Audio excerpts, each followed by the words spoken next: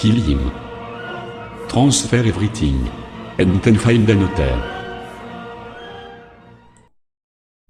We've just been bogged. Good morning, everybody. Welcome to the show. Got my hot tea and honey locked and loaded, ready to go. Let's get this show started. I'd like to give a shout out to our Patreon subscriber, Catherine B. Off LLC, Cracking Fruits did in Maryland for crypto. Join the Patreon army. And let's go, guys. So, got some comments in my previous Cardano video about FUD. This FUD, that. It might be FUD, but some FUD is real, guys. And this FUD here is actually real FUD that we need to be concerned about. Now, I'm not saying that we sell all of our ADA or, we do anything rash. All I'm saying is that we keep an eye on this and we make preparations just in case this administration goes off the deep end. We've seen administrations go off the deep end before, and it seems as though this administration is hostile towards crypto, especially ADA. Okay, Gary Gensler is probably the worst unelected bureaucrat that we've ever had in America. Like, holy cow. And he's single-handedly trying to destroy an entire $1 trillion market. All at the behest of this current administration. I'm not going to name any names, but you guys know who the heck I'm talking about. So, with that being said, I'm not trying to spread FUD. I'm trying to give you guys options of what to do if Cardano's not available to be easily bought by on-ramps in America. Okay, so go ahead and take a look at that last video I did. It goes into a couple of scenarios of how you can still participate in the ADA ecosystem. We talked about how to use Ethereum to buy AGIX token and use that AGIX token to swap it on over to the Cardano network, and then use the AGIX to swap it back into ADA. I think that's the easiest way to do so. You could also, use a VPN as well. Go to a unregulated exchange that, doesn't really follow AML KYC and swap Bitcoin for ADA as well. But if they shut those down too, then I think that would be the easiest way. Anyway, that's not what we're talking about in this video today. Go ahead and take a look at that previous video that we did. It goes into all that. But for now, we got Brad Garlinghouse here.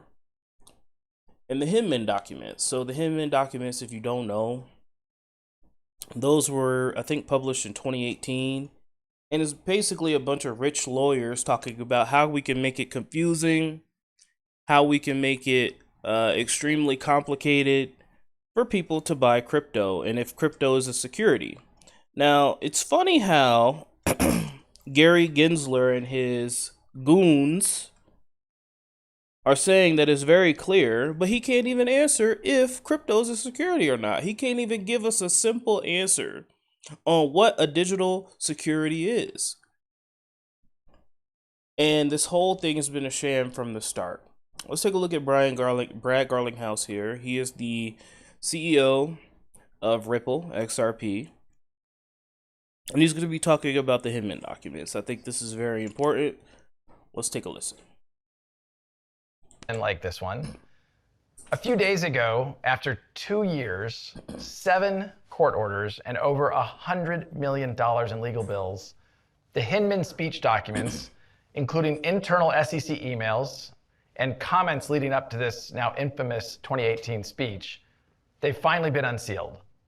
Hinman's speech created new factors to determine if a token becomes sufficiently decentralized to no longer be considered a security.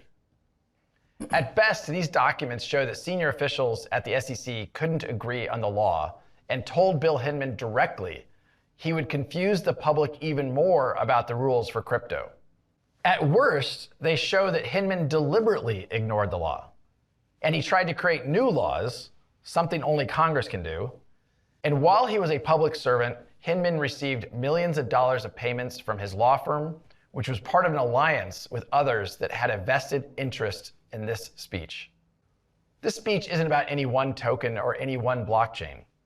This is about showing the extent to which the SEC has relentlessly pursued enforcement actions against crypto players while professing fake open arms and calls to come in and register, all the while lying about their so-called guidance. As some of you may know, Ripple spent years proactively engaging with the SEC. I personally met with Jay Clayton and Bill Hinman, with no lawyer present. Why would I need a lawyer if we were all coming together in good faith? We answered every question they had, and not once did they suggest to me that XRP was a security. We were fully transparent, not knowing they would then use this information against us. The SEC hit us with a surprise Wells notice, saying they were considering suing us for breaking securities laws, and still refused to provide specifics.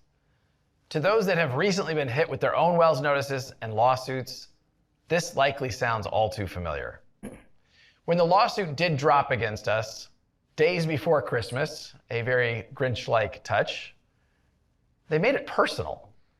They sued Chris Larson and they sued myself, alleging we should have known all along that XRP was a security. You can now see plain as day, they couldn't even agree amongst themselves. And to me, it still seems like they can't. What we saw play out in our case is exactly what's still happening. The SEC is looking to kill crypto innovation in the United States, and its current chair, an unelected bureaucrat I might add, is weaponizing the lack of regulatory clarity to exert jurisdiction over the entire crypto space. This is the definition of putting politics over people. It's the pursuit of power over sound policy. The SEC tried to bully us into acquiescing. Thankfully, we have had the resources to fight back. And now we can all see what they've fought so hard to hide.